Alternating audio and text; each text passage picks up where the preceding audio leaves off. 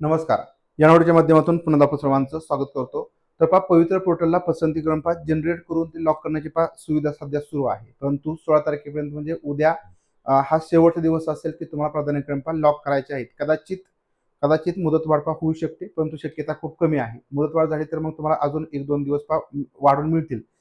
कशामुळे या ठिकाणी मी असं म्हणतोय, कारण तुम्ही रात्री मी त्याबद्दलची माहिती दिलेली होती की बऱ्याच जणांना जे प्रेफरन्स जनरेट होत नव्हते, त्यांची माहिती चुकीची होती किंवा प्रोफाईल अपडेट नव्हती किंवा ठिकाणी सबमिट नव्हती, तर त्यांना सुद्धा प्राधान्यक्रम जनरेट करण्याची सुविधा दिलेली आहे. त्याच्यामुळे कदाचित मिळू शकते.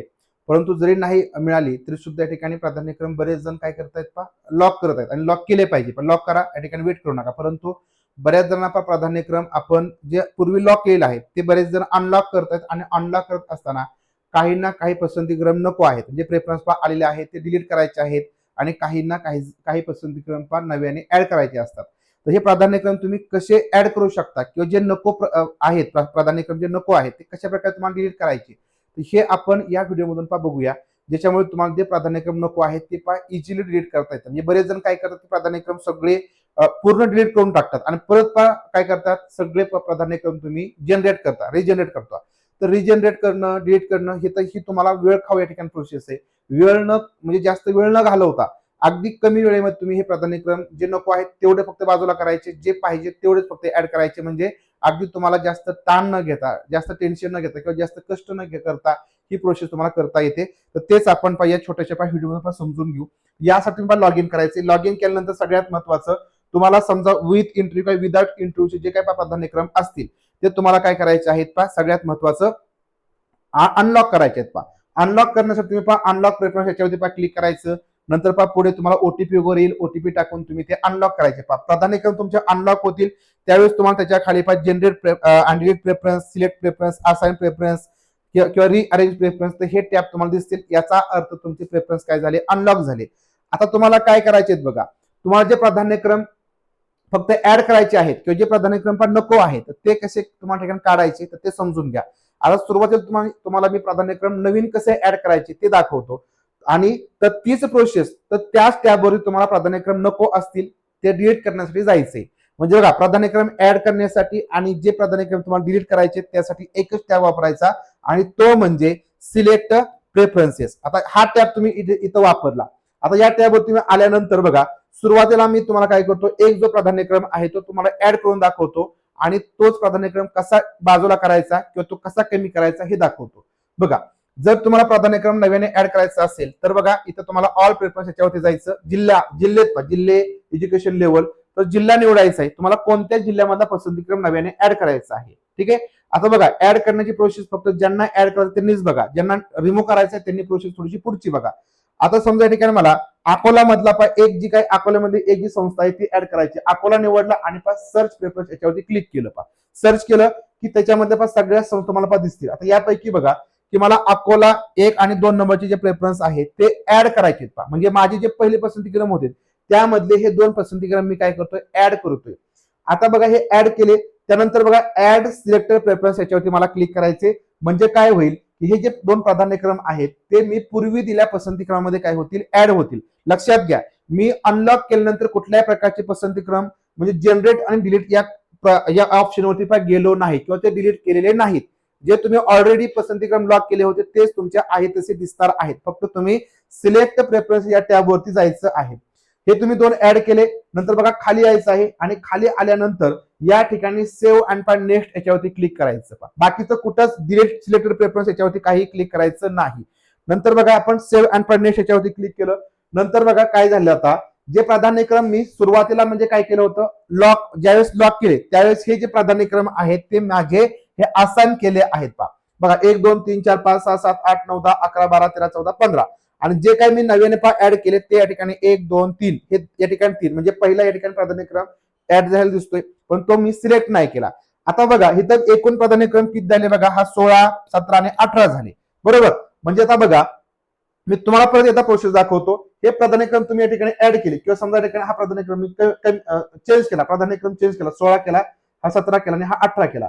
आता हे कसं दिसतं या ठिकाणी, म्हणजे मागे पुढे दिसते. तर हे तुम्हाला क्रमाने लावण्यासाठी तुम्हाला काय करायचं असतं, तर शॉर्ट प्रेफरन्स ह्याच्यावरती क्लिक करायचं. शॉर्ट प्रेफरन्स ह्याच्यावर तुम्ही क्लिक करा म्हणजे तुमचे जे प्राधान्यक्रम आहेत ते काय होतील, एकदम क्रमाने येतील. बघा, हे दिसतील तुम्हाला 14, 15, 16, 17 आणि 18 क्रमाने आले. आणि नंतर हे क्रमाने आहे तसे तुम्हाला काय करायचे, सेव्ह करायचे, म्हणजे तुमचे प्राधान्यक्रम काय झाले, सेव्ह झाले.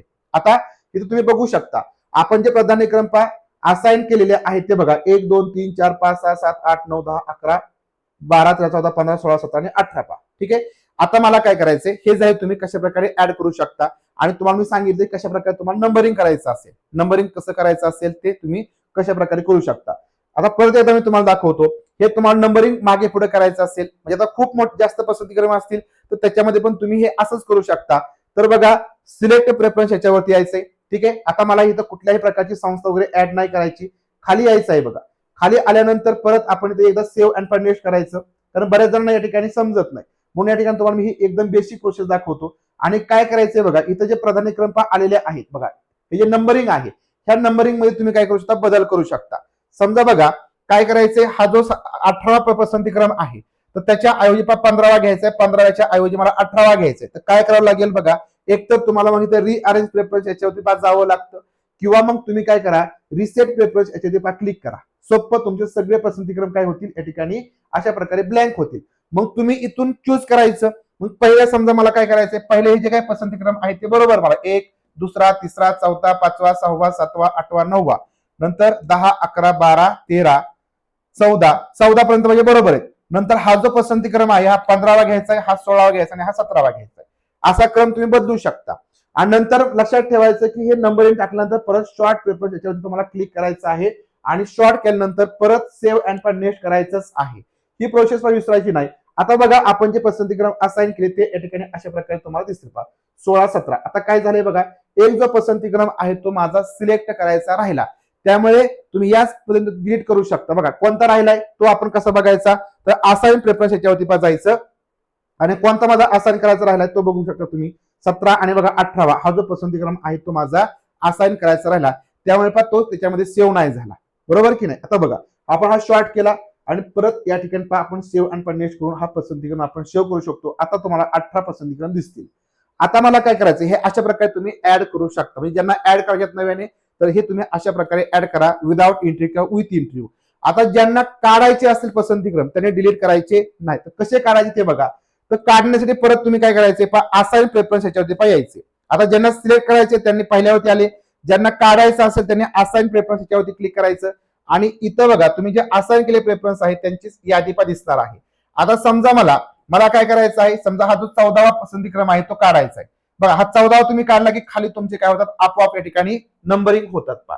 म्हणजे हे आता लगेच 18वा आला. 18वा आला असेल तर तुम्हाला परत एकदा शॉर्ट प्रेफरन्स करायचा, कारण काय झालं, मी हा 18 या ठिकाणी पहिल्यांदा काढला होता त्यामुळे खाली नंबरिंग लगेच बदलले आणि तो जर परत मी सिलेक्ट केला तर तो नंतर माझा सिलेक्ट होईल, म्हणजे 17 नंतर तो 18वा आला.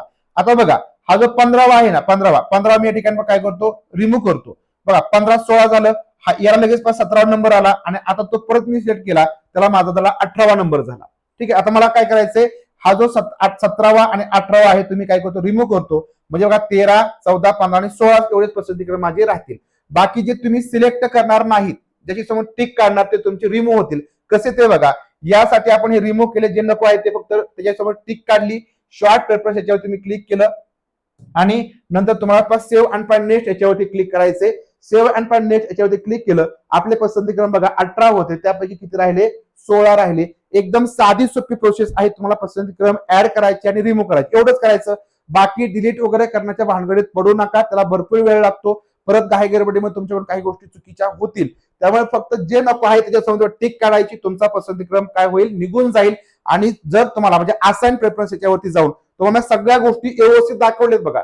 समजलं नसेल तर परत एकदा व्हिडिओ बघा. बरेच जण फक्त असं पटकन बघतात आणि मग चला समजलं म्हणून या ठिकाणी सोडून देतात, नंतर तुम्हाला समजत नाही. तर अशा प्रकारे तुम्हाला पसंतीक्रम जो काही ऍड करायचा आहे तो तुम्ही ऍड करू शकता.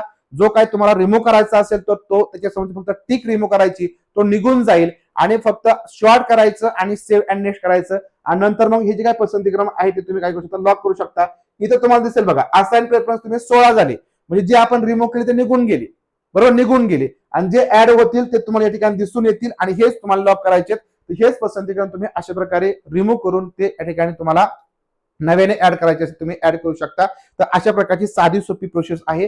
प्रोसेस जर समजली असेल तर नक्की व्हिडिओ या ठिकाणी शेअर करा, लाईक करा आणि सगळ्यात महत्त्वाचं अजूनही तुमच्या काय टेक्निकल प्रॉब्लेम अडचणी येत असतील त्या कमेंट बॉक्समध्ये या ठिकाणी सांगा.